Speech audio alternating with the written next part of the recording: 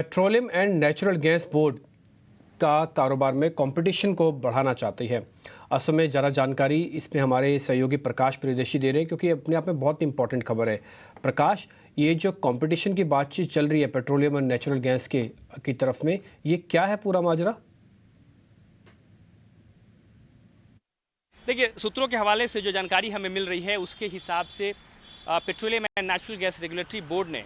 इस बात की वकालत की है कि जो एलएनजी रीगैसिफिकेशन बिजनेस है उसमें ज़्यादा कंपटीशन बढ़ाने की ज़रूरत है ताकि कंज्यूमर्स को इसका बेनिफिट मिले। सूत्र हमें बता रहे हैं कि इसको ध्यान में रखते हुए पीएनजीआरबी ने कुछ सिफारिशें तैयार की है, जिसके ज़रिए इस बात की वकालत की गई है कि जो मौजूदा नियम है, जो रेगुलेटरी नॉर्म्स है, उसमें बदलाव करने की ज़रूरत है और जो एलएनजी रीगैसिफिकेशन इंफ्रास्ट्रक्चर है उसको नए तरीके से डेवलप करने और उसको रेगुलेट करने की ज़रूरत है। सूत्र हमें बता रहे हैं कि इसके ज़रिए पीएनजीआरबी ने यह वकालत की है कि जो नए प्लेयर्स हैं उनको रीगैसिफिकेशन बिजनेस में ज़्यादा से ज़्यादा पार्टिसिपेशन दिलाने में मदद मिल पाएगी और पेट्रोनेट एलएनजी की जो मोनोपोली है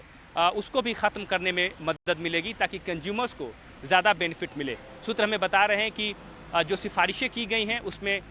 कई इंपॉर्टेंट पॉइंट्स है जिसको शामिल किया गया है। साथ ही साथ पीएनजीआरबी ने पेट्रोनेट एलएनजी लिमिटेड को एक चिट्ठी लिखी है जिसमें उसके फाइनेंशियल परफॉर्मेंस से रिलेटेड जो डिटेल्स है वो मांगे गए हैं। पीएनजीआरबी ने कहा है कि 3 साल का जो फाइनेंशियल परफॉर्मेंस है उससे संबंधित जो डिटेल्स हैं वो शेयर की जाए, उसकी जो प्रॉफिटेबिलिटी है, जो एक्चुअल कॉस्ट है रीगैसिफिकेशन का, उससे संबंधित जो डिटेल्स हैं वो शेयर किया जाए। साथ ही साथ